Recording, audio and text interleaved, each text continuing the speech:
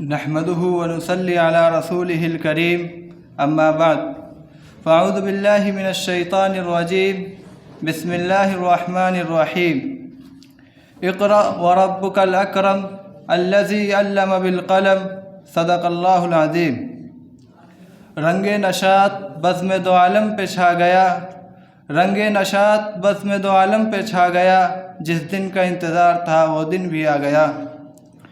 صدر ذی وقار، مربیان الاصلاح اور میرے عزیز ساتھیوں، اس بزم کا آغاز تلاوت کلام ربانی سے کرتے ہیں، لہذا تلاوت کلام ربانی کے لیے برادرم محمد رضوان کو دعوت دیتے ہیں کہ وہ آئیں اور اس بزم کا آغاز کریں۔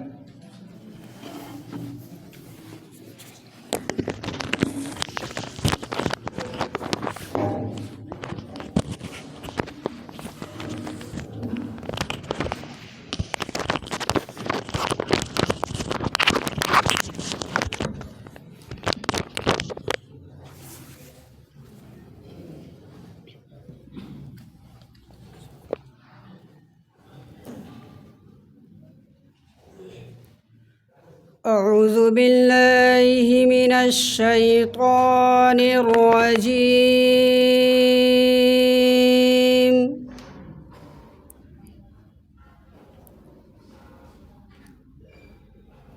بسم الله الرحمن الرحيم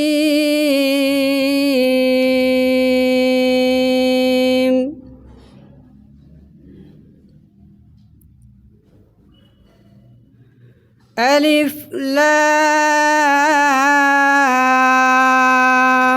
را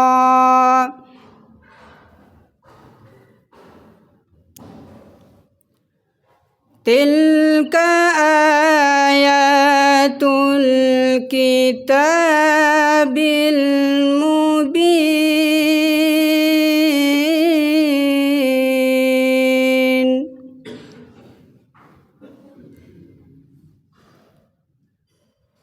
إنا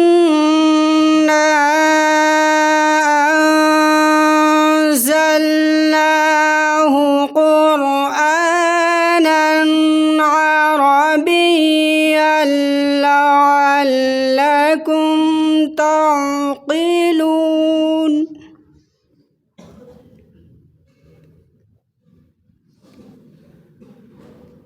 نحن نقص عليك أحسن القصص بما أوحينا إليك هذا القرآن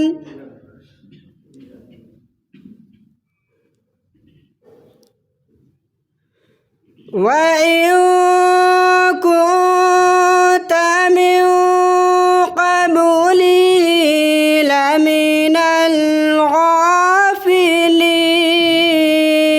الغافلين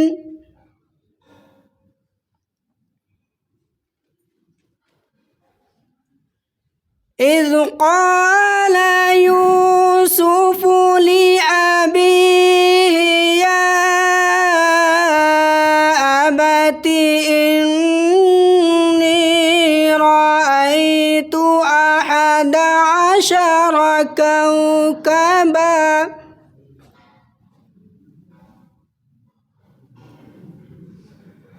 11 كوكبا والشمس والقمر رأيتهم لي ساجدين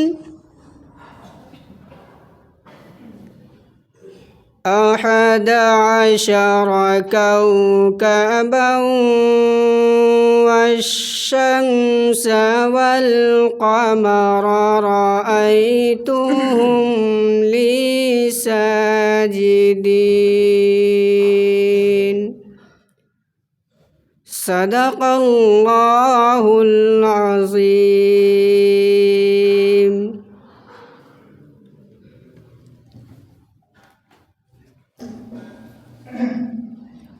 ماشاءاللہ، موضوع بہت ہی خوبصورت انداز میں تلاوت کر رہے تھے۔ میرے عزیز ساتھیوں، تلاوت کلام ربانی کے بعد ہم ترانہ نور عزت بند پیش کرنے کے لیے برادر تنویر آدم کو دعوت دیتے ہیں کہ وہ اپنے رفقا کے ساتھ آئیں اور ترانہ ندوہ پیش کریں۔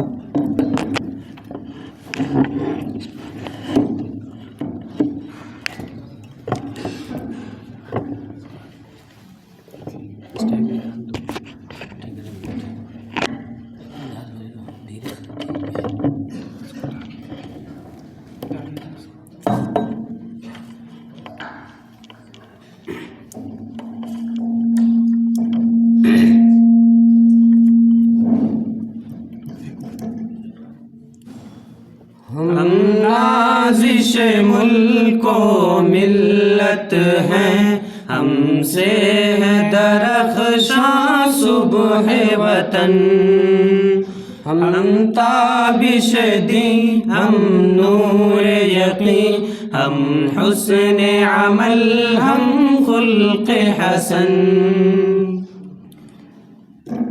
ہم مست نگاہ ساقی ہیں، غم باد کش صحبائے حرم،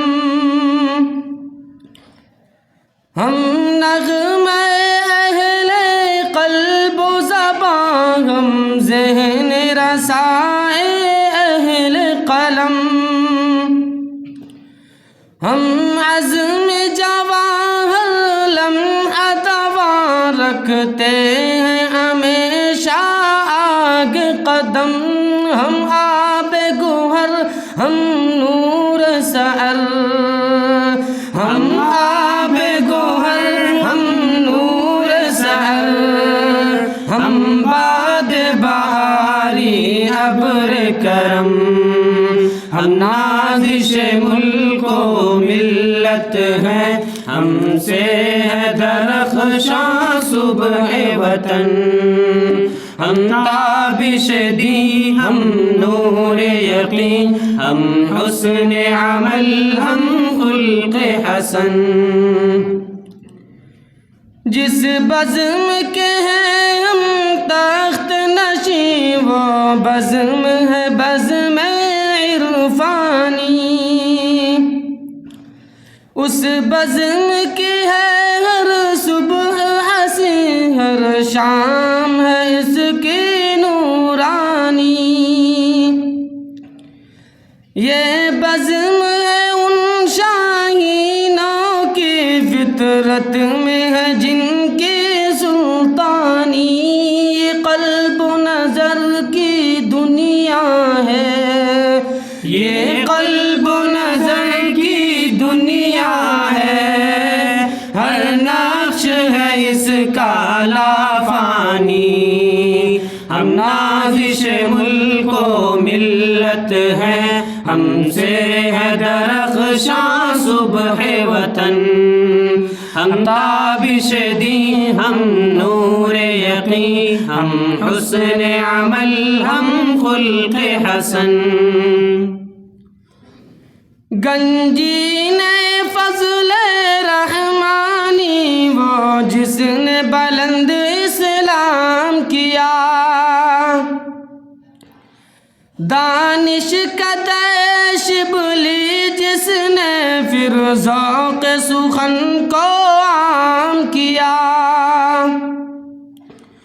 وہ بزم سلیمانی جس نے تحقیق و نظر کا کام کیا، انفاس علی نے روشن پھر، انفاس علی نے روشن پھر، ندوے کا جہاں میں نام کیا، ہم نازش ملک و ملت ہیں، ہم سے ہے درخشاں صبح وطن، ہم تابش دین، ہم نور یقین، ہم حسن عمل، ہم خلق حسن۔ وہ شمع یہاں پر جلتی ہے جس شمع سے دنیا روشن ہے، وہ پھول یہاں پر کھلتا ہے جس پھول سے گلشن گلشن ہے، یہ اہل وفا کا مرکز ہے، یہ اہل صفا کا مخزن ہے، شہباز یہاں پر پلتے ہیں، شہباز یہاں پر پلتے ہیں، یہ لال و گوہر کا معدن ہے، ہم نازش ملک و ملت ہیں، ہم سے ہے درخشاں صبح وطن، ہم تابش دین، ہم نور یقین، ہم حسن عمل، ہم خلق حسن۔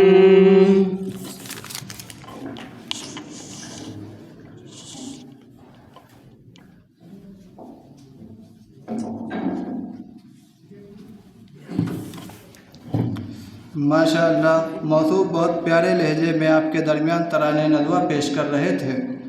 سامعین بس، آج کا یہ پرمسرت لمحہ ہمارے لیے خوش نصیبی کا دیباچہ ہے، اور کیوں نہ ہو، اس جلسے کی صدارت ایسی شخصیت کر رہی ہے جن کی ذات فکر و نظر، علم و عمل، فہم و فراست، فضل و کمال اور علم و متانت کا ایک سنگم ہے۔ وہ چیف ایڈیٹر 15 روزہ الرائد و جنرل سیکریٹری رابطہ ادب اسلامی، اس سے میری مراد جناب مولانا سید جعفر مسعود حسنی ندوی زیدہ مجدہم ہیں۔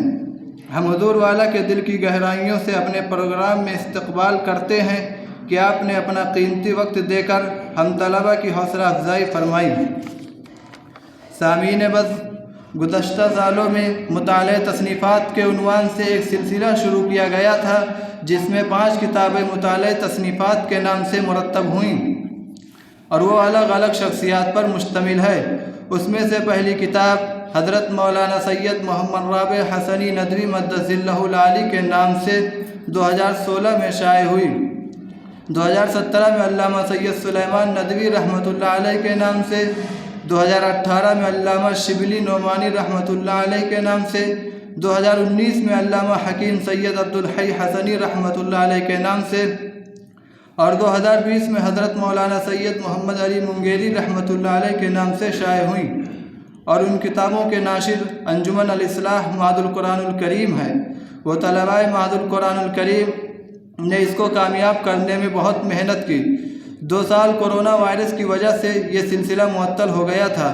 الحمدللہ ان سال اس سلسلے کا دوبارہ آغاز کیا گیا، جس میں مطالعہ تصنیفات مفکر اسلام حضرت مولانا سید ابو الحسن علی حسنی ندوی رحمۃ اللہ علیہ کا موضوع خاص کیا گیا ہے، جو ایک عظیم علمی و دینی اور مختلف الجہات شخصیت کے مالک تھے۔ وہ بیک وقت متعدد علوم و فنون کے ماہر تھے۔ وہ محقق، مفکر، ادیب اور تاریخ داں تھے، اور عصر حاضر کے حالات پر ان کی گہری نظر تھی۔ بھرپور صلاحیت کے باوجود بھی حضرت مولانا نے اپنی پوری زندگی دینی تعلیم کو مؤثر اور زیادہ سے زیادہ سودمند بنانے، دعوت حق اور فکر اسلامی کو تقویت دینے اور نشر و اشاعت کرنے میں صرف کی، اور مسلمانوں کے ساتھ ایسا خیر خواہانہ محبت و تعلق رکھا جس میں ایک طرف تواضع اور کثر نفسی کی شان تھی، اور دوسری طرف حوصلہ مندی اور حق بات جرات اور حکمت سے کہنے کا سلیقہ تھا، اور ان کا مزاج استغنا اور حق پسندی کا تھا۔ اس لیے ضرورت ہے کہ ان کی شخصیت اور فکر کا مطالعہ کیا جائے۔ اس لیے انجمن الاصلاح معہد القرآن الکریم کی جانب سے اس پروگرام کا انتخاب کیا گیا، اور اس کی ترتیب یہ ہے کہ طلبہ سب سے پہلے مخصوص مصنفین کی کتابوں کا مطالعہ کرتے ہیں اور حاصل مطالعہ لکھتے ہیں، پھر اس کی تلخیص مقالے کی صورت میں پروگرام میں پیش کرتے ہیں۔ اس کے بعد کتابی شکل میں مقالے شائع ہوتے ہیں۔ اسی سلسلۃ الذہب کی اہم کڑی آج کا یہ جلسہ ہے۔ میرے عزیز ساتھیوں، اب آئیے ہم اپنے نوخیز مقالہ نگاروں کی کاوشوں کا آغاز کرتے ہیں۔ بزم کے پہلے مقالے نگار کی حیثیت سے برادرم محمد ارشاد کو دعوت دیتے ہیں کہ وہ آئیں اور اپنا مقالہ پیش کریں۔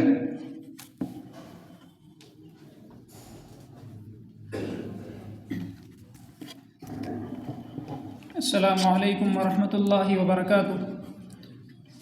الحمد للہ وکفا وسلام علی عبادہ الذین اصطفیٰ، اما بعد۔ صدر ذی وقار، مربیان الاصلاح اور میرے عزیز ساتھیوں، انجمن الاصلاح معہد القرآن الکریم کے اس جلسے میں میرا موضوع مقالہ حضرت مولانا رحمۃ اللہ علیہ کی شہرائے آفاق کتاب انسانی دنیا پر مسلمانوں کے عروج و زوال کا اثر ہے۔ یہ کتاب ہندوستان کے اس خانوادے کے ایک فرد کی تصنیف ہے جس کا شجرۂ نسب اصلها ثابت وفرعها فی السماء کا مصداق ہے۔ آپ بیک وقت مفسر، مفکر، مدبر، مصلح، قائد، زمانہ شناس ادیب اور نباز وقت خطیب تھے۔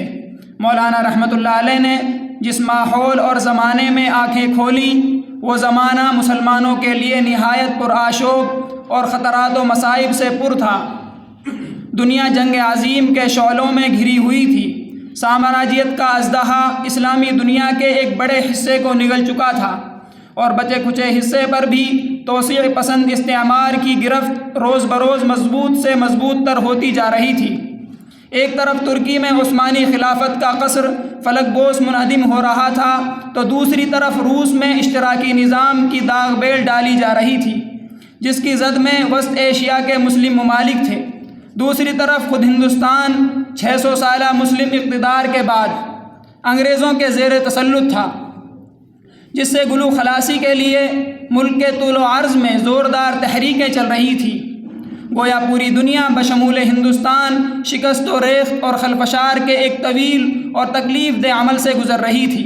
ایسے وقت اور ماحول میں ہر صاحب شعور اور باغیرت مسلمان کی آنکھیں خون کے آنسو رو رہی تھیں اور ان کے پریشان اور پراگندہ ذہنوں میں مختلف سوالات گردش کر رہے تھے۔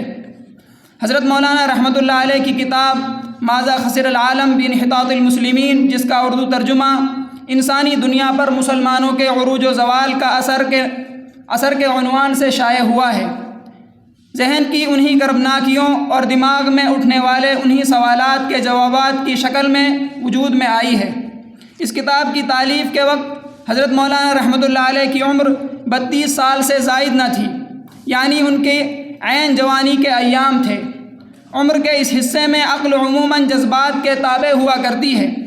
سوچ میں وہ بالیدگی اور فکر و شعور میں عام طور سے وہ پختگی نہیں ہوتی کہ انسان سے کسی سنجیدہ فکری کاوش کی توقع کی جا سکے۔ پھر جبکہ اس کا تعلق قوموں کے عروج و زوال اور عالمی سیادت و قیادت جیسے موضوع سے ہو تو اس کی پیچیدگی مزید بڑھ جاتی ہے۔ لیکن مولانا رحمۃ اللہ علیہ کی زیر تذکرہ تالیف کو پڑھنے والا شخص مؤلف کی فکری متانت اور علمی پختگی کی داد دیے بغیر نہیں رہ پاتا۔ علاوہ ازیں ہندوستان جیسے ملک میں جہاں موضوع سے متعلق ناکافی کتابیں موجود تھیں، نہ ہی ماحول سازگار تھا، اس کی تالیف کسی بھی طرح ایک معجزے سے کم نہیں۔ کتاب بنیادی طور پر 7 ابواب پر مشتمل ہے۔ نمبر 1، بعثت محمدی سے پہلے۔ نمبر 2، بعثت محمدی کے بعد۔ نمبر 3، مسلمانوں کا دور قیادت۔ نمبر 4، مسلمانوں کا تنزل۔ نمبر 5، بین الاقوامی سیادت و قیادت کا مغربی عہد اور اس کے اثرات۔ نمبر 6، مغربی عہد اقتدار میں دنیا کے معنوی خسارے۔ نمبر 7، عالم اسلام زندگی کے میدان میں۔ پہلے باب میں یہ دکھانے کی کوشش کی گئی ہے کہ اسلام سے قبل دنیا کس حالت میں تھی۔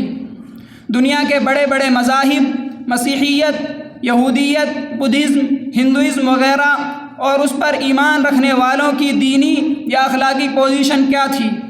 یہ سبھی اپنے اپنے طور پر اخلاق و انسانیت اور روحانیت کے علمبردار اور اس کے مدعی تھے، لیکن وحی خداوندی اور نور نبوت سے دوری کی وجہ سے اپنی اصل بنیاد کھو چکے تھے۔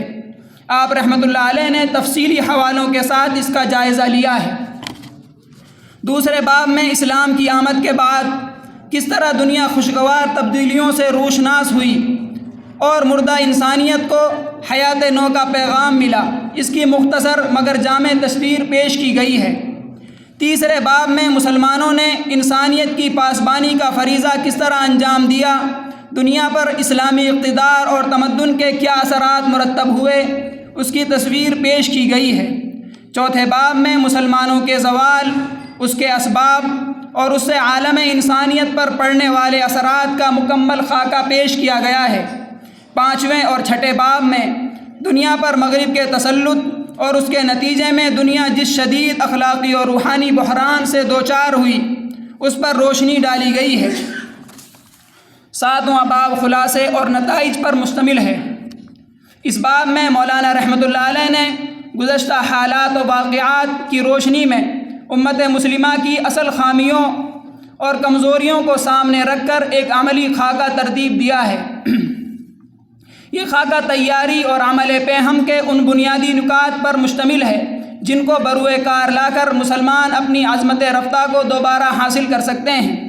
ایک تسلیم شدہ حقیقت ہے کہ زیر مطالعہ کتاب بعض اعتبار سے وہ پہلی کتاب ہے جو اتنی مکمل اور جامع شکل میں لکھی گئی ہے، جس کا اعتراف کتاب کے مقدمہ نگار مشہور صاحب قلم سید قطب رحمۃ اللہ علیہ نے ان الفاظ میں کیا ہے کہ اس موضوع پر تمام قدیم و جدید لٹریچر میں جتنی بہترین کتابیں میری نظر سے گزری ہیں ان میں مولانا ابو الحسن علی ندوی رحمۃ اللہ علیہ کی تصنیف ماذا خسر العالم بانحطاط المسلمین خاص مقام رکھتی ہے۔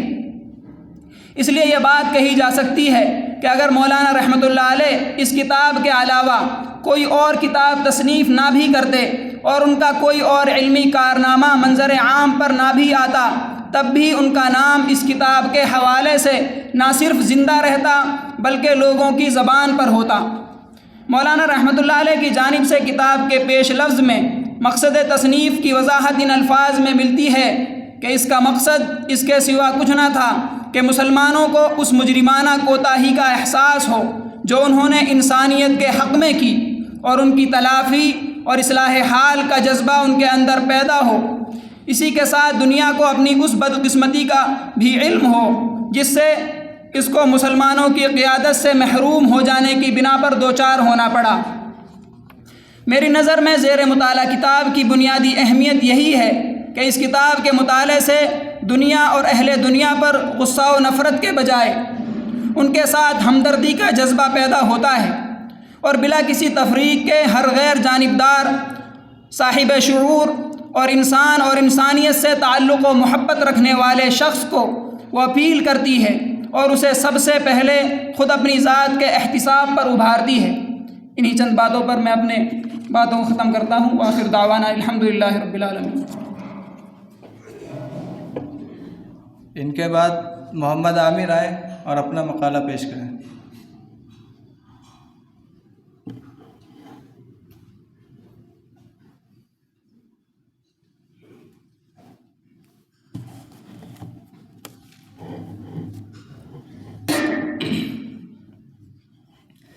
نحمده ونصلي على رسوله الكريم اما بعد اعوذ باللہ من الشیطان الرجیم بسم اللہ الرحمن الرحیم۔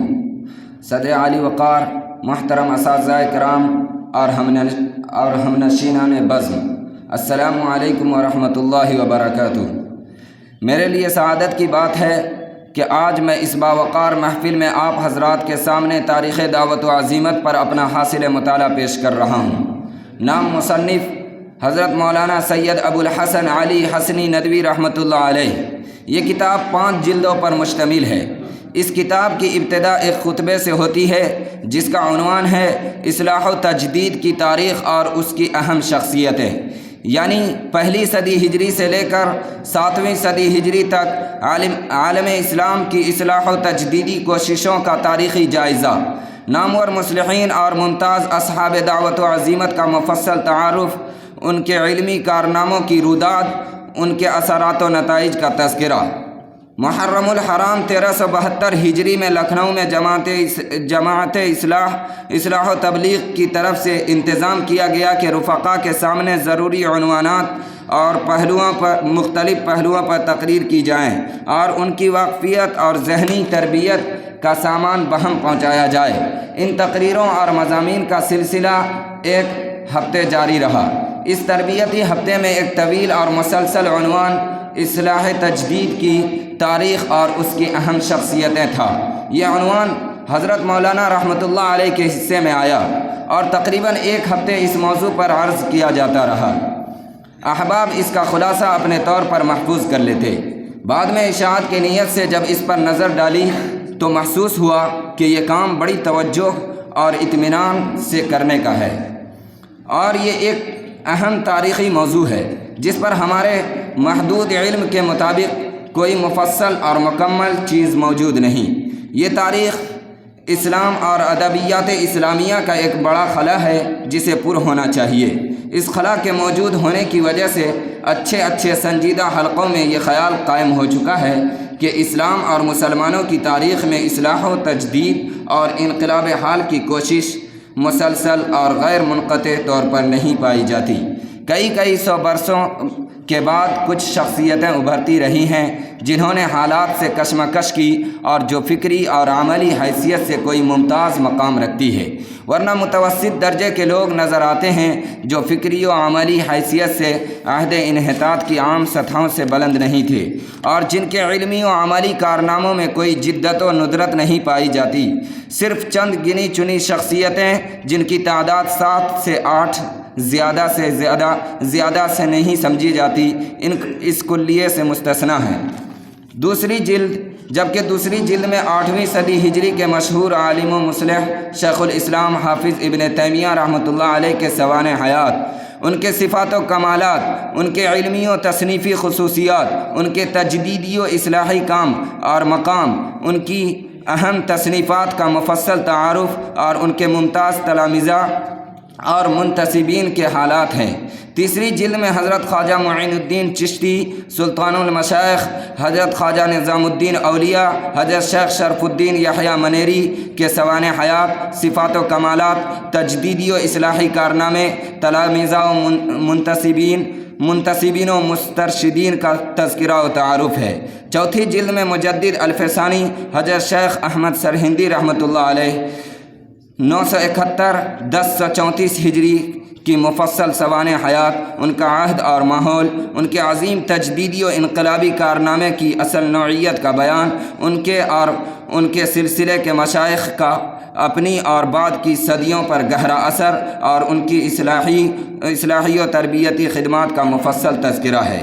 5ویں جلد میں احیاء دین، اشاعت کتاب و سنت، اسرار و مقاصد شریعت کی توضیح و تنقیح، تربیت و ارشاد اور ہندوستان میں ملت اسلامی کے تحفظ اور تشخص کی بقا، ان عہد آفری کوششوں کی روداد جن کا آغاز حکیم الاسلام حضرت شاہ ولی اللہ دہلوی رحمۃ اللہ علیہ اور ان کے اخلاف و خلفاء کے ذریعے ہوا۔ ندوۃ العلماء کے سابق معتمد تعلیم مولانا سید واضح رشید حسنی ندوی رحمۃ اللہ علیہ نے الامام احمد بن عرفان الشہید مرتب کی، جو کہ تاریخ دعوت و عزیمت کی 6ٹھی جلد ہے، جو مجلس تحقیقات و نشریات سے شائع ہو چکی ہے۔ اب اخیر میں اس کتاب کی تالیف کے سلسلے میں مندرجہ ذیل باتوں کا لحاظ رکھا گیا ہے۔ کسی دعوت یا شخصیت کے حالات و مقاصد معلوم کرنے کے لیے عموماً خود اس کی تصنیفات، تحریروں اور اقوال سے مدد لی گئی ہے۔ شخصیتوں کی سیرت اور تذکرے کے سلسلے میں ان کے گرد و پیش، اس زمانے کی علمی و فکری سطح اور میدان کی وسعتوں کو بھی سامنے لانے کی کوشش کی گئی ہے۔ تاریخی شخصیتوں کے صرف علمی کمالات، تحقیقات اور تصنیفات کے اقتباسات پر اکتفا نہیں کیا گیا، بلکہ ان کی زندگی کے باطنی پہلو، تعلق مع اللہ، اخلاقی خصوصیات کو بھی نمایاں کیا گیا ہے۔ وآخر دعوانا الحمدللہ رب العالمین۔ ان کے بعد ابو اسامہ آئے اور اپنا مقالہ پیش کریں۔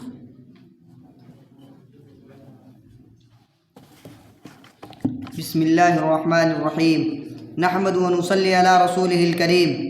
دوستو، آج آپ کے سامنے حضرت مولانا ابوالحسن علی حسنی ندوی رحمۃ اللہ علیہ کی کتاب حضرت شیخ الحدیث مولانا محمد زکریا کاندھلوی رحمۃ اللہ علیہ کا تعارف پیش کیا جا رہا ہے۔ یہ کتاب کا تیسرا ایڈیشن ہے۔ اس کتاب میں 320 صفحات ہیں اور یہ 11 ابواب پر مشتمل ہے۔ مفکر اسلام حضرت مولانا ابوالحسن علی حسنی ندوی رحمۃ اللہ علیہ 20ویں صدی کے نادرِ روزگار، بلند پایہ مصنف، باکمال ادیب، عالم باعمل، بڑے متقی اور اپنی بے پایہ خدمات سے اصلاح و تجدید کی تاریخ میں ان کو ایک نمایاں مقام حاصل تھا۔ یوں تو مولانا کی بہت سی نایاب کتابیں ہیں، لیکن اس کتاب میں مولانا نے شیخ الحدیث مولانا محمد زکریا کاندھلوی رحمۃ اللہ علیہ کا مکمل تعارف کرایا ہے۔ آپ قرآن و سنت کے ماہر، علم حدیث کے زبردست فاضل اور اپنے دور کے بہت بڑے عالم اور ولی تھے۔ آپ بیک وقت محدث، مفسر، فقیہ، مصنف، عالم باعمل اور مورخ اسلام ہونے کے ساتھ ساتھ راہ سلوک میں بلند مقام رکھتے تھے۔ اس کتاب کے پہلے باب میں حضرت شیخ الحدیث رحمۃ اللہ علیہ کے خاندان کا تذکرہ ہے، جن میں ان کے جد امجد مولوی اسماعیل اور والد محترم مولوی محمد یحییٰ اور مولوی محمد اور چچا مولانا الیاس صاحب رحمۃ اللہ علیہ اور مولانا محمد یوسف رحمۃ اللہ علیہ کا نام نامی ہے۔ اس کتاب کے پہلے باب میں حضرت شیخ الحدیث رحمۃ اللہ علیہ کی زبان سے نکلے ہوئے یہ الفاظ منقول ہیں کہ تعلیم اور تربیت کے سلسلے میں مولانا محمد یحییٰ صاحب کے ہاں سب سے زیادہ زور ترک تعلقات پر تھا۔ ان کا مقولہ تھا، آدمی چاہے کتنا ہی غبی اور کند ذہن ہو، اگر اس میں تعلقات کا مرض نہیں تو وہ کسی وقت ذی استعداد بن کر رہتا ہے۔ اس کے برخلاف وہ کتنا بھی ذی استعداد، ذہین اور علم کا شوقین ہو، اگر اس کو تعلقات کا چسکا ہے تو وہ اپنے جوہروں کو کھو دے گا۔ اسے پتہ چلتا ہے کہ ہم طالبان علوم نبوت کو بیجا لڑکوں سے دوستی کرنا اور پھر ہر وقت اسی میں لگے رہنا کتنا خطرناک اور مضر ہے۔ دوسرے باب میں شیخ الحدیث رحمۃ اللہ علیہ کی پیدائش سے فراغت تک کا مکمل تذکرہ ہے۔ حضرت شیخ الحدیث رحمۃ اللہ علیہ کی پیدائش 1315 ہجری رمضان کی 11ویں شب میں 11 بجے رات کو کاندھلا میں ہوئی۔ 1334 ہجری میں حضرت کی مدرسہ مظاہر العلوم سے فراغت ہوئی۔ تیسرے باب میں تدریس کے لیے شیخ کی تقرری، عقد نکاح، عقد ثانی اور شیخ کے پہلے اور دوسرے حج اور بیت اللہ سے شوق کا تذکرہ ہے۔ چوتھے باب میں شیخ کے تیسرے، چوتھے، پانچویں اور چھٹے حج اور اندرون ملک کے چند اہم اسفار اور سہارنپور کے مخلص اور مخصوص خدام کا تذکرہ ہے۔ پانچویں باب میں شیخ کا رمضان المبارک میں نظام الاوقات اور مولانا محمد ثانی حسنی رحمۃ اللہ علیہ کے ایک پراثر نظم ہے جس کے چند بند درج ذیل ہیں۔ ماہ رحمت کے شب و روز و سحر، ہر طرف تم نور برسا کر چلے، تم سے ملتی تھی دلوں کو تازگی، تم چلے ارمان سارے مر چلے، الفراق اے ماہ رمضان الفراق، زخم دل پر کیا چلے نشتر چلے، آئے رحمت کو لیے ہر سال تو، تیری رحمت کی ہوا گھر گھر چلے۔ چھٹے باب میں شیخ کا مدرسہ مدینہ طیبہ میں مستقل قیام، طیبہ کے لیل و نہار، ہندوستان اور پاکستان کے اسفار اور مدینہ کے نظام الاوقات کا تذکرہ ہے۔ ساتویں باب میں انگلستان اور جنوبی افریقہ کے یادگار دعوتی و تربیتی سفر اور جنوبی افریقہ کے تاریخی رمضان کا تذکرہ ہے۔ آٹھویں باب میں علالت کے تسلسل، وفات حضرت آیات کا ذکر ہے۔ حضرت کی وفات 24 مئی 1983 عیسوی کو مدینہ منورہ میں ہوئی۔ نویں باب میں حضرت کے خداداد کمالات، یگانہ مزاجی اور طبعی خصوصیات، حضرت کا تواضع، مدارس دینیہ سے گہرا تعلق، شعری و ادبی ذوق کا تذکرہ ہے۔ حضرت شیخ الحدیث رحمۃ اللہ علیہ کا شعری و ادبی ذوق نہایت پاکیزہ اور لطیف تھا۔ ان کو بلا مبالغہ سینکڑوں عربی، فارسی، اردو کے اشعار یاد تھے۔ یہاں پر صرف ان خطوط سے جو مصنف کے نام لکھے گئے ہیں اور آپ بیتی سے اردو کے چند اشعار منتخب کر کے لکھے جاتے ہیں۔ تمنا درد دل کی ہو تو کر خدمت فقیروں کی، نہیں ملتا یہ گوہر بادشاہوں کے خزینوں میں، خدا کی دین کا موسیٰ سے پوچھئے احوال، کہ آگ لینے کو جائیں پیمبری مل جائے۔ کسی کی شب وصل سوتے کٹے ہے، کسی کی شب ہجر روتے کٹے ہے، ہماری بھی شب کیسی شب ہے الہی، نہ روتے کٹے ہے نہ سوتے کٹے ہے۔ 10ویں باب میں تصنیفات و رسائل پر ایک تبصرہ ہے اور تصنیفی ذوق، اہم علمی و تحقیقی تصنیفات، تاریخی و تحقیقی ذوق کا تذکرہ ہے۔ حضرت کے تاریخی ذوق کا اندازہ اس سے لگایا جا سکتا ہے کہ حضرت نے 1335 ہجری میں تاریخ مظاہر تاریخ مشائخ چشت تالیف فرمائی، اور اخیر کے باب میں شیخ کے چند ملفوظات و اقتباسات و منتخبات ہیں۔ اور بڑی خوشی کی بات یہ ہے کہ اس کتاب کا اردو سے عربی ترجمہ آج کی نشست کے صدر محترم حضرت سید جعفر مسعود حسنی صاحب نے فصیح و بلیغ اسلوب میں کیا ہے، جو عرب ممالک سے شائع ہو چکا ہے۔ ان کے بعد سید نسیم آئے اور اپنا مقالہ پیش کریں۔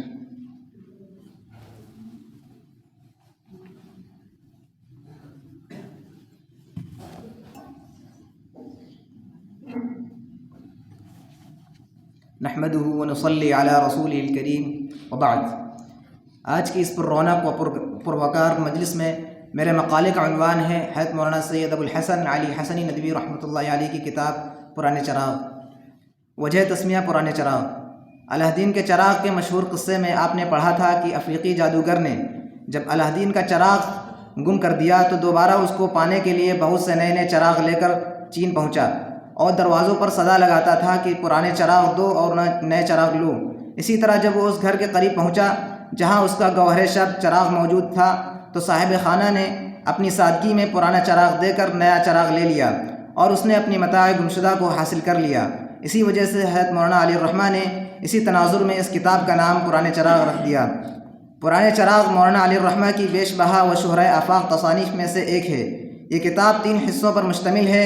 یہ حضرت مولانا علی الرحمٰ کے ان مضامین اور رسائل کا مجموعہ ہے جو تعمیر حیات و رضوان وغیرہ میں شائع ہوئے۔ یہ پرانے چراغ کا پہلا جز ہے جو کہ 1400 صفحات پر مشتمل ہے، اور وہ 1431 ہجری مطابق 2010 عیسوی میں مکتبہ فردوس مکارم نگر لکھنؤ اور مکتبۃ الشباب العلمیہ ندوہ روڈ لکھنؤ سے چھپ کر منصۂ شہود پر آیا، جس میں 20 معاصر شخصیتوں کی سوانح حیات ہے جو ان کی وفات کے بعد لکھی گئیں، اور یہ 5 زمروں پر منقسم ہے۔ پہلا زمرہ چند بلند پایہ عالم و رہنما کا ہے، جس میں حضرت مولانا سید سلیمان ندوی رحمۃ اللہ علیہ، مولانا سید مناصر احسن گیلانی رحمۃ اللہ علیہ اور حضرت مولانا سید حسین احمد مدنی رحمۃ اللہ علیہ جیسی شخصیات کا تذکرہ کیا گیا ہے۔ دوسرا زمرہ چند مشائخ و کبار و مصلحین کا ہے۔ اس میں حضرت مولانا اشرف علی تھانوی رحمۃ اللہ علیہ، مولانا احمد علی صاحب لاہوری رحمۃ اللہ علیہ اور حضرت مولانا وسیع اللہ صاحب فتح پوری رحمۃ اللہ علیہ سر فہرست ہیں۔ اور تیسرا زمرہ چند اساتذہ کرام کا ہے، جس میں شیخ الحدیث مولانا حیدر حسن خان ٹونکی رحمۃ اللہ علیہ، مولانا خلیل عرب صاحب رحمۃ اللہ علیہ اور حضرت مولانا سید طلحہ صاحب حسنی رحمۃ اللہ علیہ جیسی شخصیات کی عطر بیزی ہے۔ اور چوتھا زمرہ چند ہستیاں بلند مقام لیکن گمنام کا ہے، جس میں حضرت مولانا شاہ حلیم عطا رحمۃ اللہ علیہ اور حضرت مولانا سید حکیم حسن رحمۃ اللہ علیہ جیسی شخصیات کا تذکرہ کیا گیا ہے۔ اور آخری زمرہ چند ہستیاں کچھ دوست کچھ بزرگ کا ہے، جس میں آپ علی الرحمٰ کے کچھ احباب و شیوخ کا تذکرہ ہے، مثلاً حضرت مولانا مسعود عالم ندوی رحمۃ اللہ علیہ، جگر مراد آبادی، ڈاکٹر سید محمود وغیرہ رحمۃ اللہ علیہ۔ اور زندہ شخصیات کو اس وجہ سے شامل نہیں کیا گیا کہ وہ ابھی اس دار فانی میں موجود ہیں اور ان کا شجر فضل و کمال نئے نئے برگ و بار لا رہا ہے اور نئے نئے شگوفے کھلا رہا ہے۔ اسی طرح اس میں ان شخصیات کو بھی شامل نہیں کیا گیا ہے جنہیں مصنف علی الرحمٰ کو زیادہ قریب سے دیکھنے اور ملاقات کا موقع نہیں ملا۔ مصنف علی الرحمٰ کی زندگی کا سب سے بڑا حصہ مدرسے کی فضا اور دینی ماحول میں گزرا ہے۔ اس میں اس نے اپنی شعوری و علمی زندگی کا سفر تدریس و تصنیف سے شروع کیا۔ مصنف علی الرحمٰ کو ابتدائی عمر سے تذکروں اور سوانح عمریوں کے مطالعے کا ذوق و شوق بڑی باریک بینی اور گہرائی و گہرائی سے رہا ہے، اور مجھے آپ علی الرحمٰ کے مضامین اور رسائل کا مطالعہ کر کے میر کا یہ شعر یاد آتا ہے، اور یہ پوری طرح آپ کے مضامین اور رسائل پر صادق بھی آتا ہے کہ جس جائے سراپا پر نظر پڑتی ہے اس کے آتا ہے میرے جی میں یہی عمر بسر ہو۔ یہی وجہ ہے کہ مصنف علی الرحمٰ نے اس مجموعے میں معاصر شخصیتوں اور اپنے زمانے کے ناموروں سے متعلق ان کے نقوش و تأثرات اور واردات و تجربات کا جامع مرقع پیش کیا ہے۔ آپ علی الرحمٰ کے زمانے کے اکثر مصنفین میں سے کسی نے بھی کوئی ہماگیر اور مکمل تذکرہ لکھنے کا ارادہ نہیں کیا، ہر ایک نے اپنے اپنے تعارف کے حلقے پر اکتفا کیا۔ اس طرح اس موضوع پر لکھنے کا سلسلہ برابر جاری رہے گا اور اس سے زبان و ادب، مطالعہ حیات اور سیرت کی تشکیل میں مدد ملتی رہے گی۔ دعا ہے کہ اللہ تعالیٰ اس کتاب کی وقعت و حیثیت کو اور اس کی مقبولیت کو پورے عالم خاص کر عالم اسلام پر عام فرمائے، اور ہر صاحب ذوق رجحان کو اس کے علمی ذخیرے سے بھرپور استفادہ کرنے والا بنائے۔ آمین وآخر دعوانا الحمدللہ۔ ان کے بعد شیخ مختار آئے اور اپنا مقالہ پیش کریں۔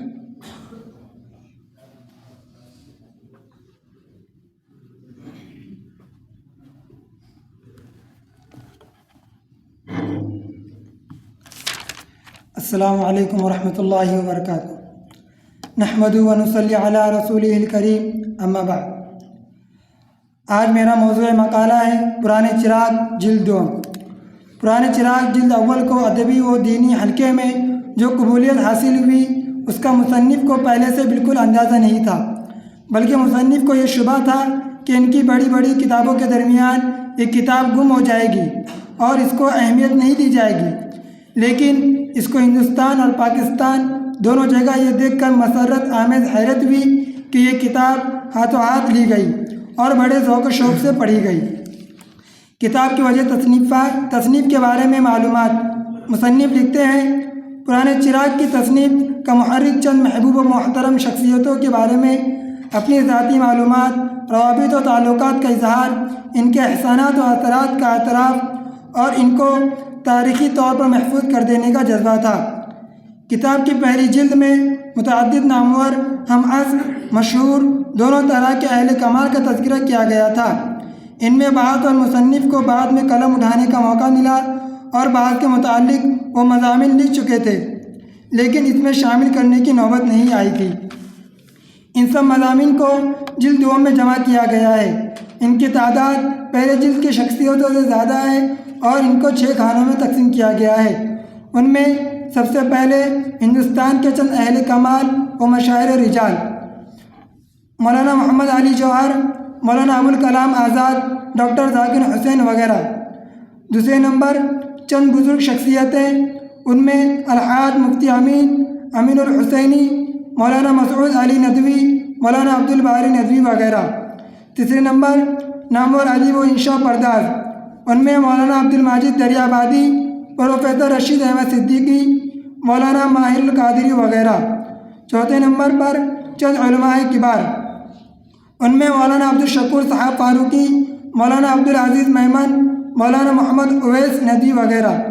پانچویں نمبر پر چند محترم احباب و معاصر، ان میں مولانا عبدالسلام کدوائے ندوی، مولانا سید ابوالعالی مودودی، صوفی عبدالرب صاحب ایم اے وغیرہ۔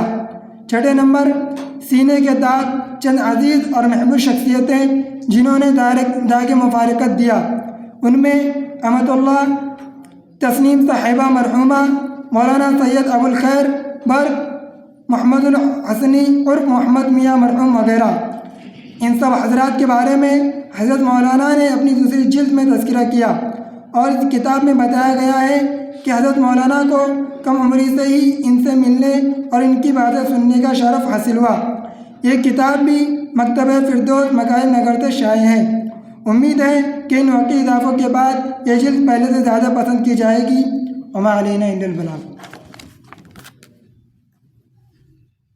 ان کے بعد محمد رضوان آئے اور اپنا مقالہ پیش کریں۔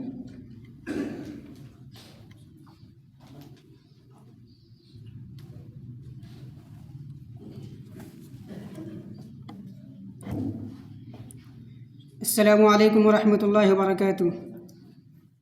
نحمدہ و نصلی علی رسولہ الکریم، اما بعد۔ عزیز ساتھیوں، آج کا میرا موضوع مقالہ تبلیغ و دعوت کا معجزانہ اسلوب کی تلخیص ہے۔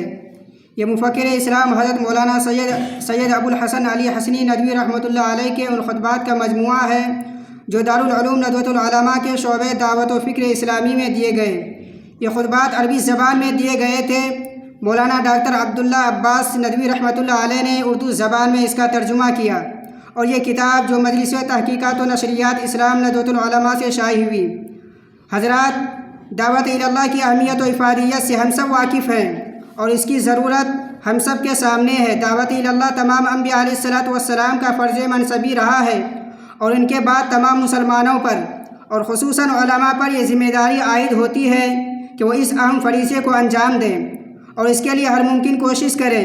اس بڑی ذمہ داری کا حامل اللہ تعالیٰ کی اس مدح کا مستحق ہوگا، وَمَنْ أَحْسَنُ قَوْلًا مِّمَّنْ دَعَا إِلَى اللَّهِ وَعَمِلَ صَالِحًا وَقَالَ إِنَّنِي مِنَ الْمُسْلِمِينَ۔ دعوت اللہ کے چند آداب و شرائط ہیں جن کو ملحوظ رکھنا ہر داعی پر لازم ہے۔ ایک داعی اور مبلغ میں جو خصوصیات ہونی چاہیے اور اس کو کس طرح کا اسلوب اور انداز گفتگو اختیار کرنا چاہیے، وہ طریقہ کار اور حکمت جو تبلیغ دین کے لیے ضروری ہے اور جن کی جانب سے قرآن کریم نے اپنے اس قول کے ذریعے رہنمائی کی، ادعو الی سبیل ربک بالحکمہ۔ مولانا کی شخصیت ان تمام خصوصیات کی جامع تھی۔ مسلم پرسنل لا بورڈ کے صدر اور ناظم ندوۃ العلماء حضرت مولانا سید رابع حسنی ندوی دامت برکاتہم اس کتاب کے پیش لفظ میں فرماتے ہیں، اس مہد کی خوش نصیبی ہے کہ حضرت الاستاذ مولانا سید ابو الحسن علی حسنی ندوی رحمۃ اللہ علیہ نے اس موضوع پر محاضرات کا سلسلہ شروع فرمایا، اور یہ مہد انہی کی توجہات کا ثمرہ اور ان آرزوؤں کا حاصل ہے جو بانیان ندوۃ العلماء کے دل و دماغ میں پرورش پاتی رہی۔ حضرت مولانا سید ابو الحسن علی حسنی ندوی رحمۃ اللہ علیہ سے بہتر اس موضوع کا حق شاید ہی کوئی ادا کر سکتا، اس لیے کہ اللہ تعالیٰ نے ان کو عربی زبان کا وہ ذوق دیا ہے جو اہل زبان کو عطا ہوتا ہے، اور اہل زبان میں بھی ان کو ملتا ہے جن کے اندر فطری و وجدانی ذوق ہوتا ہے اور جس کا وہ اپنے علم و مطالعے سے جلا دیتے ہیں۔ دوسرے اس لیے کہ قرآن کریم آپ کا خاص موضوع رہا ہے، اسی کے طالب علم رہے ہیں اور سال ہا سال اسی کی تعلیم دی، اور ان کے ریشے ریشے میں اس طرح سرایت کیے ہوئے ہیں شاخ گل میں جس طرح باد سحرگاہی کا نم۔ مولانا نے تبلیغ و دعوت کا کام عمومی درس قرآن سے شروع کیا تھا، جس کا سلسلہ ادارے تعلیمات اسلام اور لکھنؤ کی تبلیغی مرکز میں سال ہا سال جاری رہا، اور جس میں شہر کے اعلیٰ تعلیم یافتہ حضرات، اہل علم اور عامت المسلمین بڑی تعداد میں بڑے ذوق و شوق سے شرکت کرتے تھے۔ دارالعلوم ندوۃ العلماء میں تقریباً 10 سال تک آپ نے مختلف دراجات میں قرآن مجید کا درس دیا۔ ان کی تصنیفات و تحریروں میں قرآن مجید کے مطالعے و تدبر اور ذوق و شغف صاف نظر آتا ہے، اور وہ ان کی تقریروں و تحریروں کی تاثیر کا راز ہے۔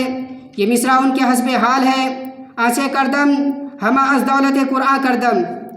یہ کتاب قرآنی علوم میں ایک اہم اضافہ ہے اور اپنے اختصار کے باوجود یہ ضخیم جلدوں پر بھاری ہے۔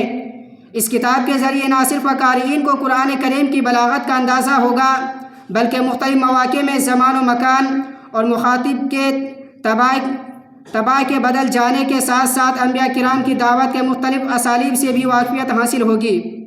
اس کتاب کے موضوع کا تعارف کراتے ہوئے مترجم کتاب مولانا ڈاکٹر عبداللہ عباس ندوی رحمۃ اللہ علیہ فرماتے ہیں، ان محاضرات کے ذریعے پورے قرآن کریم کی نہ صحیح چند آیات کی بلاغت کی ایک جھلک ضرور مل جائے گی، اور قرآن کریم پر اپنی محنت اور ذہانت صرف کرنے والے طالبین کو کام کرنے کی ایک مستقل راہ مل جائے گی۔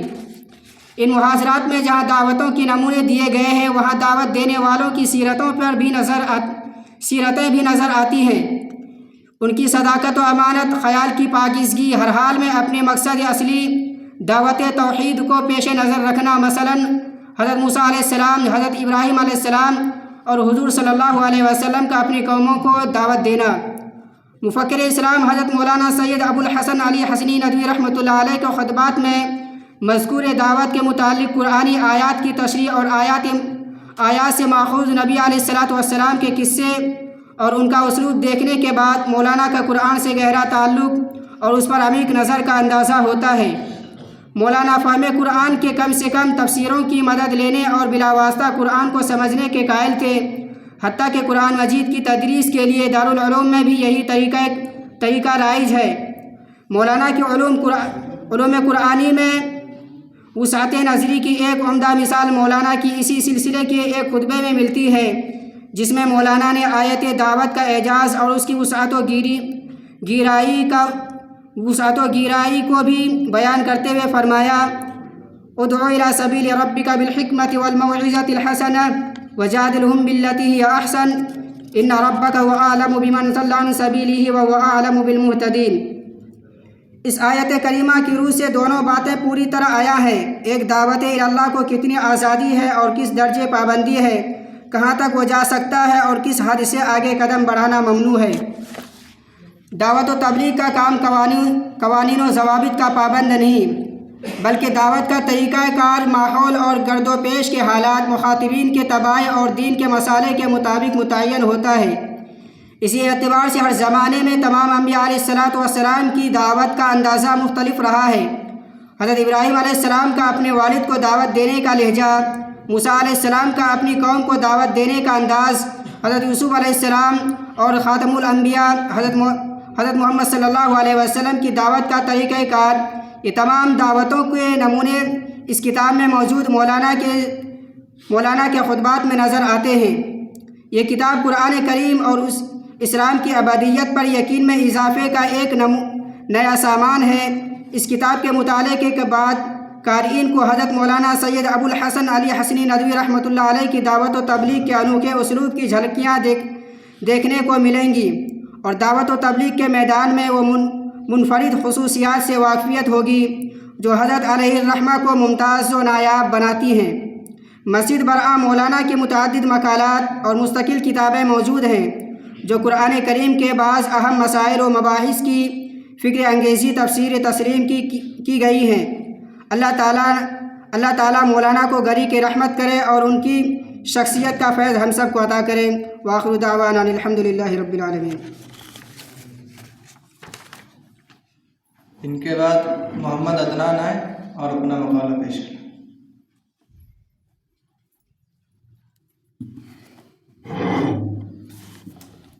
بسم اللہ الرحمن الرحیم۔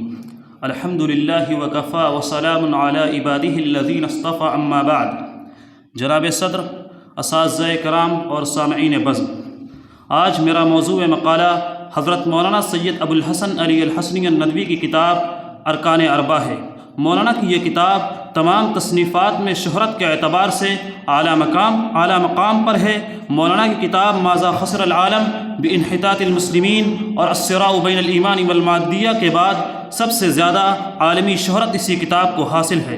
یہ کتاب مولانا کی اکثر کتابوں کی طرح اول میں عربی ہی میں لکھی گئی، پھر اس کے بعد کئی زبانوں میں اس کا ترجمہ ہوا اور اس کا اردو ترجمہ مولانا سید محمد الحسنی رحمۃ اللہ علیہ نے کیا۔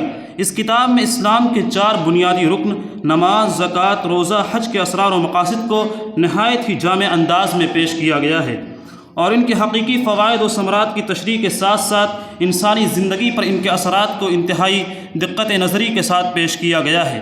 اس کتاب کی خصوصیت میں سے ایک بات یہ بھی ہے کہ اس میں دوسرے مذاہب کے طرز عبادت کا موازنہ بھی موجود ہے جو کہ بہت ہی مفید ہے۔ عیسائیت، یہودیت نیز ہندو مذہب کے ساتھ ان کا تقابلی مطالعہ بھی پیش کیا گیا ہے۔ اس کتاب کا طرز بیان نہایت ہی دلچسپ، فصیح و بلیغ اور جاذب نظر ہے اور ہر طرح کی خشکی و زولیدگی سے منزہ ہے۔ یہ کتاب قدیم و جدید دونوں فوائد کی حامل ہے اور جو کچھ اس موضوع پر لکھا گیا ہے اس کی نمائندگی کر سکتی ہے۔ مولانا نے اس کتاب کو اتنا مفصل کیا ہے کہ ان میں 4 ارکان کا کوئی مسئلہ ایسا نہیں ہے جس کا تذکرہ اس کتاب میں موجود نہ ہو۔ مولانا عبد الماجد دریابادی رحمۃ اللہ علیہ اس کتاب کے سلسلے میں کہتے ہیں کہ یہ کتاب ایک ہی وقت میں فقہ، کلام، اصول دین سب ہو گئی ہے، اور مولانا شاہ معین الدین رحمۃ اللہ علیہ نے تو یہاں تک کہہ دیا ہے کہ یہ کتاب اس لائق ہے کہ کوئی پڑھا لکھا مسلمان اس کے مطالعے سے محروم نہ رہے۔ مصنف کو اس سلسلے میں سب سے زیادہ فائدہ حکیم الاسلام حضرت شاہ ولی اللہ محدث دہلوی رحمۃ اللہ علیہ کی مائناز کتاب حجت اللہ البالغہ سے ہوا، جو اپنے موضوع پر بے نظیر اور منفرد کتاب ہے۔ شاہ صاحب نے ان 4 ارکان سے متعلق جو کچھ لکھا ہے اس کا جوہر اور عطر اس کتاب میں موجود ہے۔ سبھی لوگوں کے ذہن میں یہ سوال اٹھ رہا ہوگا کہ اسلام کے ارکان تو 5 ہیں، لیکن مولانا نے اس کتاب میں صرف 4 ہی ارکان کا تذکرہ کیا ہے۔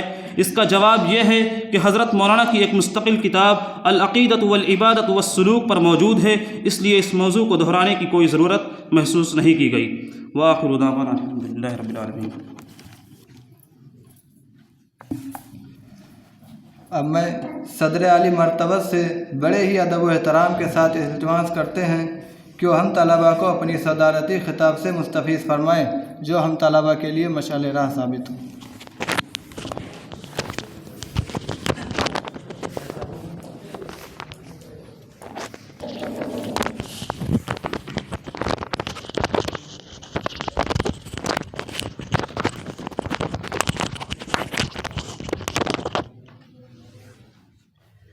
بسم اللہ الرحمن الرحیم۔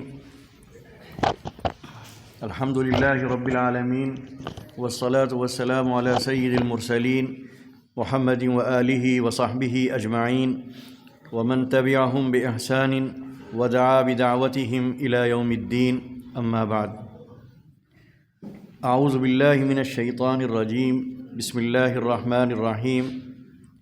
اقرأ وربک الاکرم الذي علم بالقلم علم الإنسان ما لم يعلم صدق اللہ العظیم۔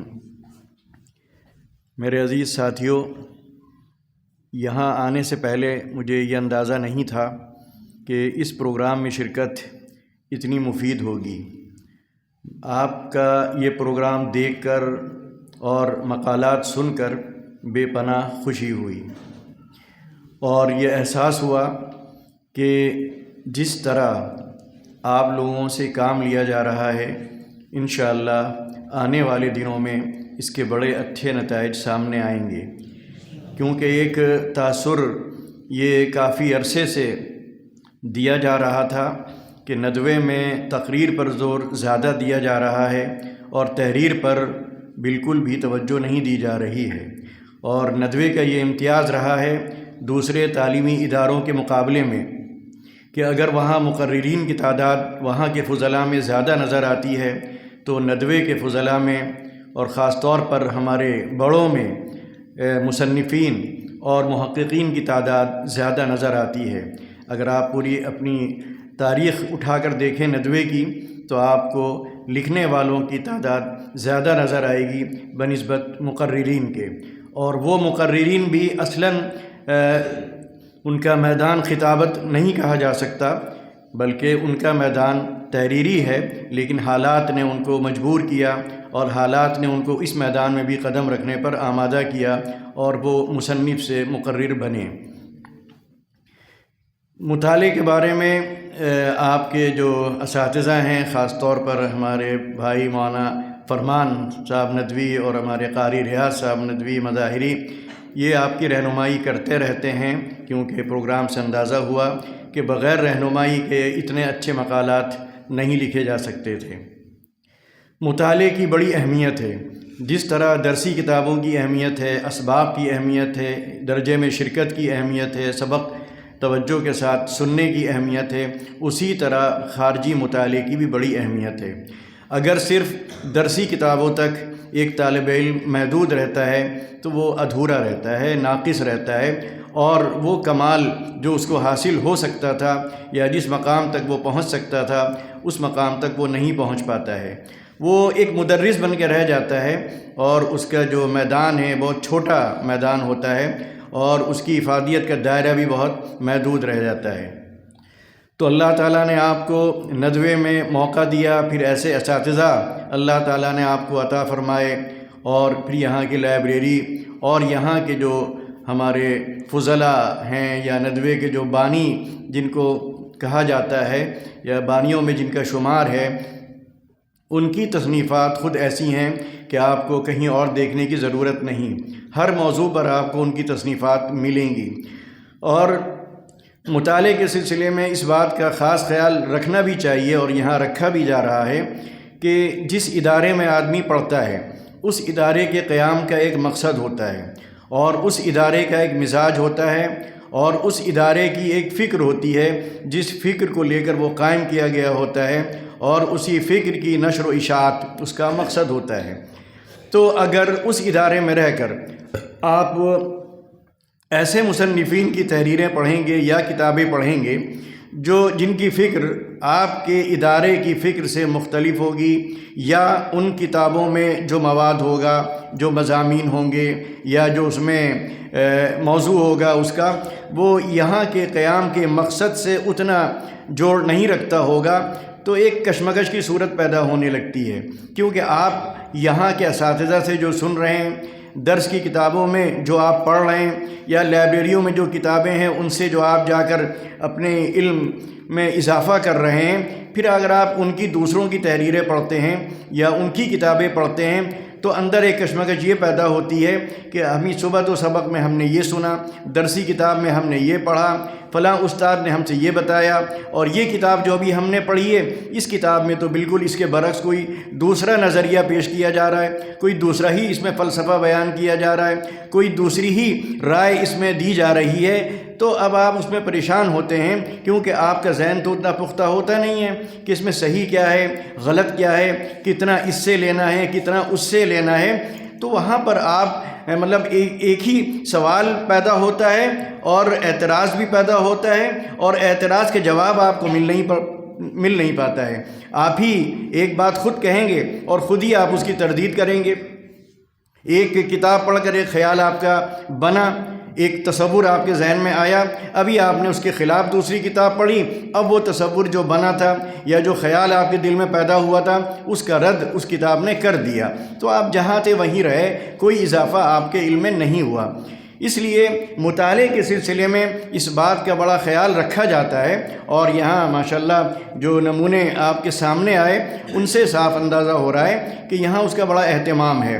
میں 2 مثالیں آپ کو دیتا ہوں یعنی مطالعے کی اہمیت کی، کہ ایک عمر ایسی ہوتی ہے کہ ذہن کچا ہوتا ہے، جیسے کچی دیوار ہوتی ہے، آپ کوئی چیز بھی اس میں ٹھوک دیں گے آسانی کے ساتھ ٹھک جائے گی، لیکن دھیرے دھیرے جب وہ دیوار پختہ ہو جاتی ہے، مضبوط ہو جاتی ہے، تو اب آپ اس میں کوئی بھی کیل ٹھوکیں گے تو اتنی آسانی سے نہیں ٹھکے گی. تو اس وقت جو کم عمری کا دور ہوتا ہے اس وقت آپ جو کتاب پڑھیں گے اخذ کرتے چلے جائیں گے، اس کو قبول کرتے جائیں گے، وہ چیز آپ کے ذہن میں بیٹھتی جائے گی اور بڑی پختہ ہو جائے گی. تو اب اگر آپ نے کوئی خراب کتاب پڑھی یا غلط آدمی کی کتاب پڑھی یا کوئی غلط چیز آپ کے سامنے آئی تو آپ وہ بھی قبول کرتے جائیں گے. لیکن بعد میں دھیرے دھیرے جب ایک عمر آپ کی آ جائے گی اور آپ کی جو عمارت ہے وہ مستحکم ہو چکی ہوگی، یعنی دماغ کی عمارت، ذہن کی عمارت مضبوط اور پختہ ہو چکی ہوگی، پھر اگر آپ کوئی غلط چیز آپ پڑھیں گے بھی تو وہ چیز آپ قبول نہیں کریں گے، کیونکہ وہ آسانی کے ساتھ آپ کا دماغ خود ہی اس کو چھانٹ دے گا. دماغ کا یہ عجیب دماغ کی یہ خاصیت ہے کہ جب دماغ پختہ ہو جاتا ہے، مضبوط ہو جاتا ہے، پھر اگر کوئی غلط چیز اس کے سامنے آتی بھی ہے تو دماغ خود ہی اس کو چھانٹ کے الگ کر دیتا ہے. تو یہ جو آپ کی عمر ہے اس میں آپ کو خاص خیال رکھنا ہوگا. آپ کے ذہن میں آئے گا کہ میں یہ پڑھ لوں، میں وہ پڑھ لوں، میں فلاں مصنف کو پڑھ لوں، لیکن آپ کوشش یہی کیجئے کہ بغیر استاد کے مشورے کے کوئی کتاب آپ ہاتھ میں نہ لیں. مثال میں دیتا ہوں، ایک ہمارے ماموں تھے مولانا ابو بکر حسنی صاحب. وہ مدرسے کی تعلیم تو اس طرح ان کی نہیں تھی، لیکن وہ انہوں نے عربی تعلیم حاصل کی اسکول میں، پھر کالج میں، پھر یونیورسٹی میں، اور پھر وہ نہرو یونیورسٹی دہلی میں پروفیسر ہو گئے. تو وہ اپنا واقعہ بتاتے ہیں کہ جب وہ طالب علم تھے کانپور میں حلیم کالج میں، تو ایک تقریر کا سیرت کا تقریر کا مقابلہ تھا، اس میں وہ بھی شریک ہوئے. تو اس کے بعد ان کو انعام ملا پہلا. وہ بڑے شوق سے کتابیں لے کر جو ان کو انعام میں ملی تھیں گھر پہنچے. یہیں گوئن روڈ پہ لکھنؤ میں گھر تھا ڈاکٹر عبدالعلی صاحب کا، اور مولانا ابو بکر حسنی صاحب حضرت مولانا علی میاں صاحب رحمۃ اللہ علیہ کے بالکل ہم عمر تھے، دونوں ساتھ ساتھ رہتے تھے. خیر وہ بڑے شوق سے کتابیں لے کر جب گھر پہنچے تو ڈاکٹر عبدالعلی صاحب بیٹھے ہوئے تھے رحمۃ اللہ علیہ. انہوں نے کہا بھئی کیا ملا؟ انہوں نے بہت اس سے شوق سے بتایا کہ یہ کتابیں ملی ہیں، اور خوش ہوئے تھے، بڑی شاباشی ملے گی اور ہو سکتا ہے انعام بھی ملے. لیکن ڈاکٹر عبدالعلی صاحب نے جب کتابیں دیکھیں تو کہا کہ یہ کتابیں الماری میں رکھ دو. اچھا، ڈاکٹر عبدالعلی صاحب کا ایسا روب تھا کہ ان سے پوچھنے کی ہمت کسی میں نہیں ہو سکتی تھی کہ کیوں رکھ دیں. انہوں نے چپ چاپ کتابیں رکھ دیں، انہوں نے تالا لگا دیا، کہا کہ ابھی تمہاری عمر نہیں ہے یہ کتابیں پڑھنے کی. دیکھیے اب یہ چیز ایسی ہے کہ مولانا ابو بکر حسنی صاحب بچ گئے. اگر ہو سکتا ہے کہ ان کو یہ اجازت مل جاتی اور وہ کتابیں پڑھتے تو ہو سکتا ہے کہ ان کا ذہن دوسری طرف چلنے لگتا. ایسے ہی دوسرا واقعہ، مولانا سعید احمد پالن پوری صاحب دارالعلوم دیوبند کے بڑے استاد رہے ہیں. انہوں نے اپنا واقعہ بیان کیا کہ جب وہ مظاہر العلوم میں پڑھتے تھے تو ان کو ایک کتاب ملی. وہ کتاب یا اس کے جو مصنف تھے ان کی کتابیں پڑھنا ممنوع تھا، قابل اعتراض سمجھا جاتا تھا. لیکن ان کو وہ کتاب مل گئی. وہ چپکے چپکے درس میں، یعنی ادھر درجے میں جب استاد چلے گئے تو وہ ایک کونے میں بیٹھ کے آڑ میں پڑھنے لگے. وہاں ایک استاد تھے مولانا یحییٰ صاحب، وہ گزرے، انہوں نے دیکھ لیا ان کو کتاب پڑھتے ہوئے. خیر وہ چلے گئے، لیکن پھر تھوڑی دیر کے بعد وہ سامنے سے آئے تو وہ ٹائٹل ان کو دکھ گیا. انہوں نے ان کو کہا کہ آپ شام کو دارالفتہ میں آ کر مل لیجئے گا، کیونکہ وہاں وہ فتوے لکھتے تھے. خیر مولانا عمر صاحب پالن پوری وہاں پہنچے شام کو، تو انہوں نے کہا تم کون سی کتاب پڑھ رہے تھے؟ تو وہ کہتے ہیں کہ جھوٹ کبھی میں نے بولا نہیں تھا، میں نے صاف صاف کہہ دیا میں فلاں کتاب پڑھ رہا تھا. تو انہوں نے کہا وہ کتاب اس کو جمع کر دو اور ہم بعد میں بتائیں گے کہ وہ کتاب تمہیں کب پڑھنا ہے۔ یہ نہیں کہا کہ وہ کتاب غلط ہے، نہیں پڑھنا چاہیے، یہ نہیں کہا کہ ہم تمہیں بعد میں بتائیں گے۔ اس کے بعد وہ کہتے ہیں کہ میں نے اپنے استاد کی بات مانی اور میں نے کتاب اپنے بکس میں رکھ دی اور یہ طے کر لیا کہ مجھے نہیں پڑھنا ہے۔ نہ وہ پڑھ سکتے تھے، بعد میں رات میں پڑھ سکتے تھے، لحاظ کے اندر چھپ کے پڑھ سکتے تھے، لیکن انہوں نے اس کا خیال رکھا، اس کا فائدہ ہوا۔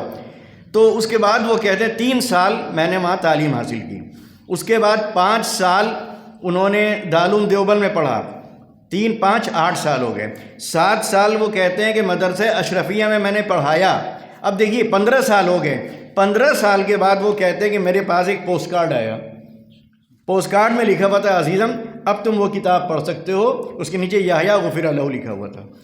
اب آپ دیکھیے وہ استاد کو بھی دیکھیے کہ انہوں نے اس وقت روکا تھا، بھول نہیں گئے۔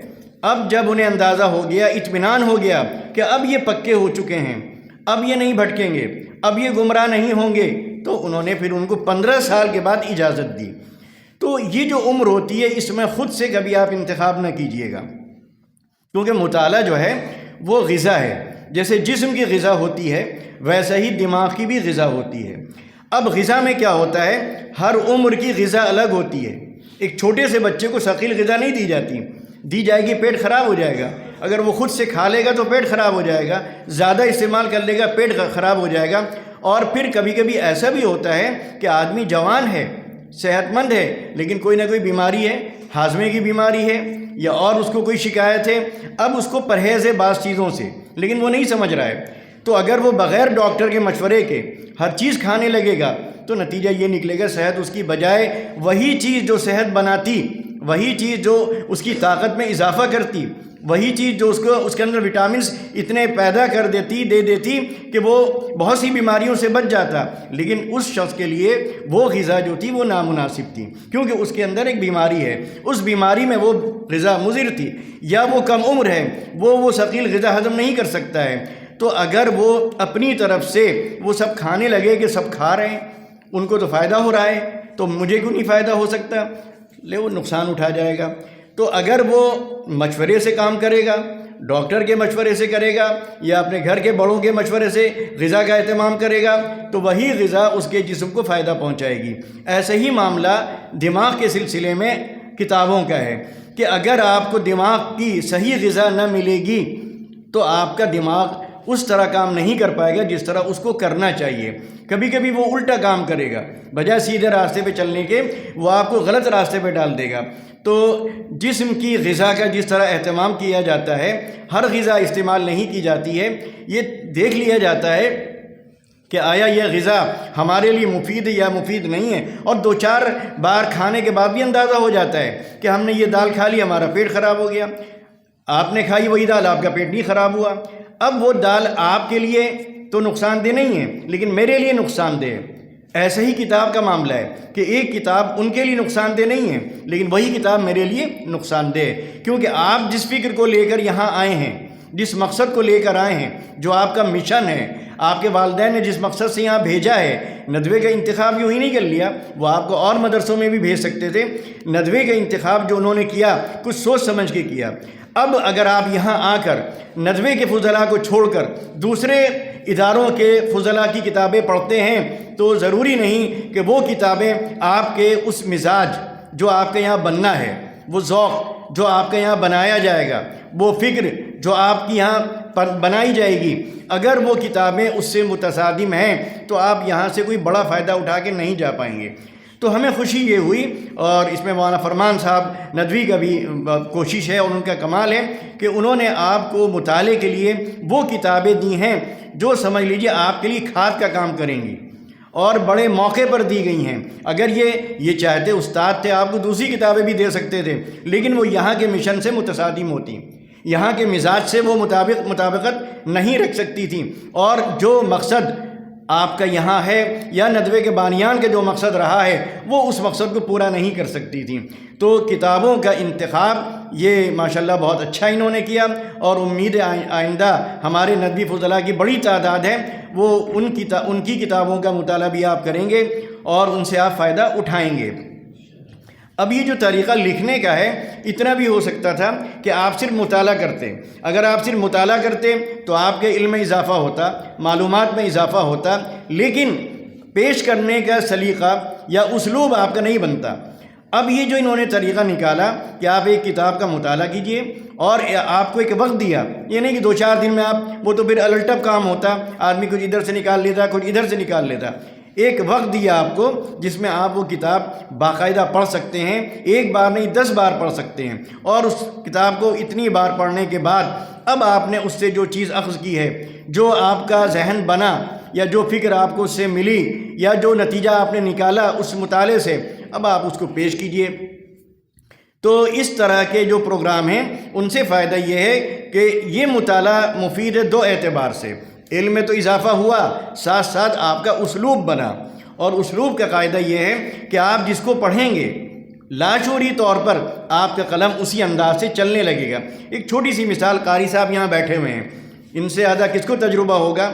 آپ اگر قرأت کسی ایک کی سنتے رہیں ایک عرصے تک, چاہے وہ قاری عبدالباسط صاحب کو لے لیں, قاری طبلاوی صاحب کو لے لیں, منشاوی صاحب کو لے لیں, یا ہندوستان کے جو قراء ہیں, یا ائمہ حرم میں آپ سدیس صاحب کو لے لیں, یا اور جو حرم شریف میں امامت کرنے والے ہیں ان کو آپ لے لیں, تو لاشعوری طور پر آپ کا لہجہ ویسے ہی بنتا جائے گا. کیوں؟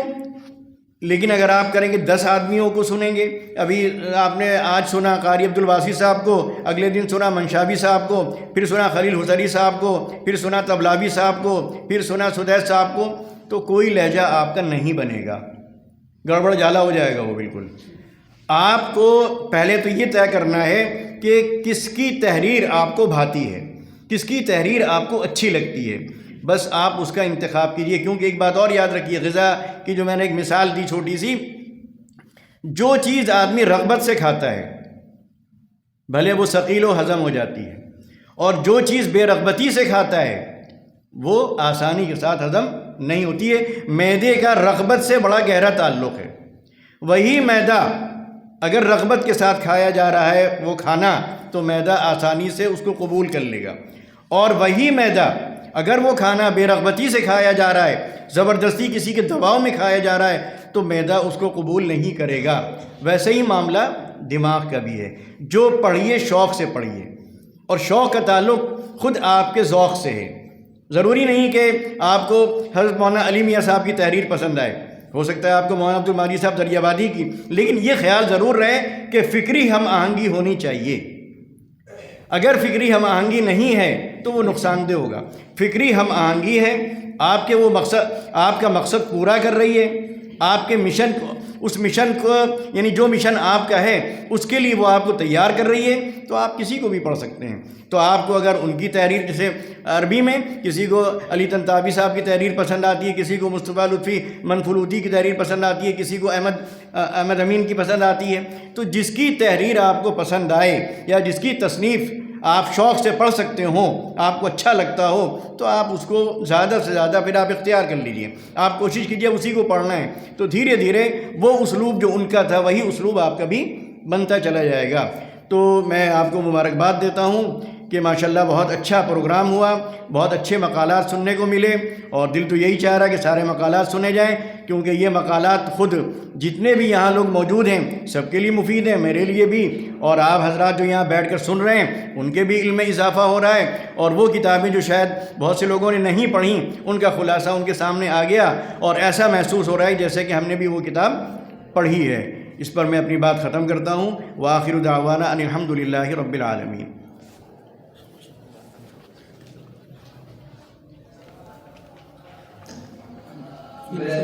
چلنے دیں, پروگرام چلتا رہے.